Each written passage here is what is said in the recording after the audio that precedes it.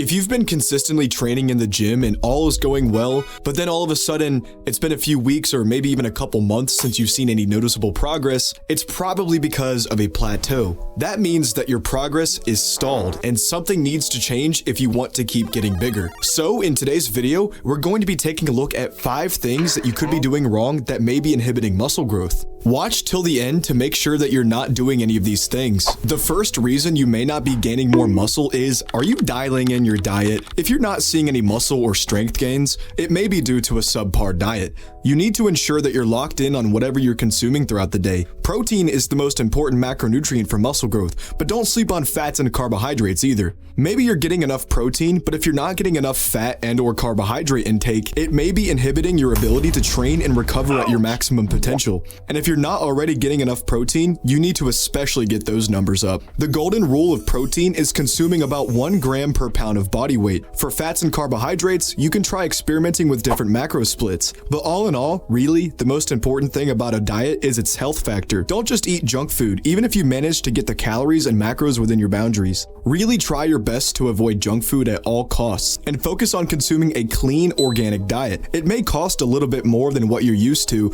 but don't just look at it as spending more money. Instead, see it as an investment on your health. By switching over to a macro-friendly, clean diet, your muscles and body will thank you. Another thing about diet to consider is the amount of calories you're consuming. It is physically impossible to put on size without being in a calorie surplus. So maybe the reason you've hit a plateau is because you haven't tried bulking. And if you have tried bulking, you may need to consume more calories than you think. Just be sure to not overdo bulking. You don't want to put on an unnecessary amount of fat. That'll make your next cutting phase longer and more difficult than it needs to be. Alright, next question. Are you really training hard enough? If you're stuck at a plateau, especially if it's your first one ever, there's a good chance it's simply because you're not training hard enough. As a beginner in the gym, your muscles grow and develop at a rapid pace because of the fact that your muscles start being used in ways that they're not used to. Even training hardly at all at the beginner level will spark immediate and rapid growth. This is called the newbie gains phase. But once it goes away, it can quickly lead to experiencing your first plateau. If you weren't already training hard enough as a beginner, that underperformance is only going to take you so far in terms of muscle development.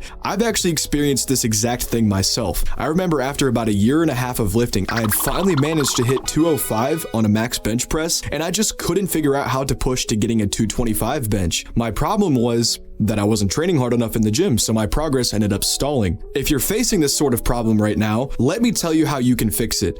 Start really training till failure on all of your lifts. Hitting that failure spot is what actually makes your muscle grow the most efficiently. It's not about how many reps you do, it's about how difficult the last one is. Next time you're lifting weights, ask yourself at the end of the set, if someone held a gun to my head, would I be able to get another rep? If you're absolutely sure that the answer is no, then you've clearly hit failure. But if you could easily hit at least another rep, keep going until you can't go any further. My second piece of advice to you is to try lifting heavier weight. In addition to training till failure, you've got to be progressively overloading as well. If you feel like one of your weights on a lift is too easy for you, try increasing the weight by 5 to 10 pounds. It doesn't matter if you end up getting less reps. Over time, your muscles will get stronger and will eventually be able to lift that weight for more reps. Just be sure to track your progressive overload journey, whether it's writing it down on paper or using tracking apps. Another helpful tool to push and to even pass failure is something called a drop set. Let's say you're bicep curling the 30-pound dumbbells for 10 reps with that 10th rep being true failure. With a gun to your head, there's no way you're getting an 11th rep. Instead of just immediately resting after that set, try picking up a pair of 20-pound dumbbells and going to failure again. You'll find that your muscles still have some energy left. It may not be that much though, like you may only get 2 or 3 additional reps with the 20s. But hey, pushing towards that true muscle failure point via drop sets may greatly benefit you in the long run. Plus, the pump you get from a drop set is insane.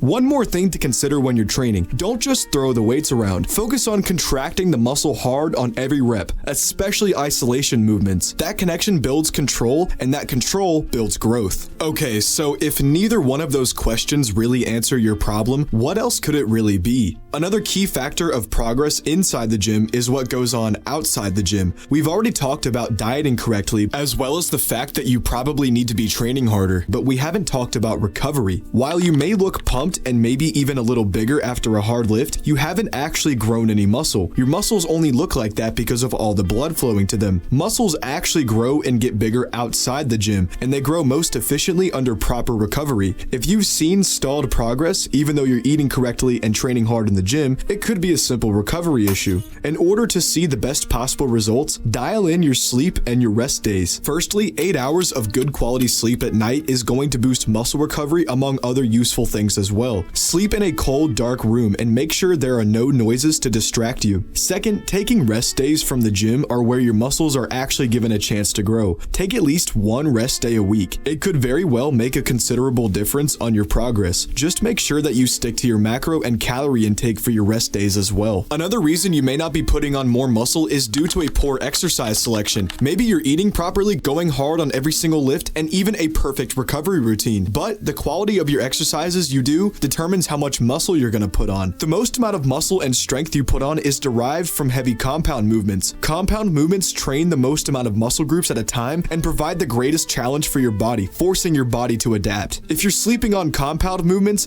then here's my advice to you. Man the f up and start doing compound movements. Of course, do isolation movements as well, but compound movements should be the root of your workouts. If you need help choosing an exercise selection, don't worry, I'll be making exercise tier lists here soon, so be sure to subscribe to the channel so that you don't miss out. The last topic I'd like to touch on is one that isn't really talked about too much. Is your testosterone in check? Seriously, even if you're a young, healthy adult, your testosterone levels could make all the difference when it comes to building muscle and strength. Testosterone plays key roles in muscle building as well as overall drive and energy. If you feel fatigued, have low energy all the time, and even a low libido, this could all be due to low testosterone levels. The average testosterone levels in men range usually from 400 to 700 nanograms per deciliter. Anything above 700 is considered high, so if you've gotten blood work done and your testosterone is above 700, congrats. But if your testosterone is below 400, that is considered low, and anything below 300 is considered medically deficient. Some habits that lower testosterone include poor quality sleep,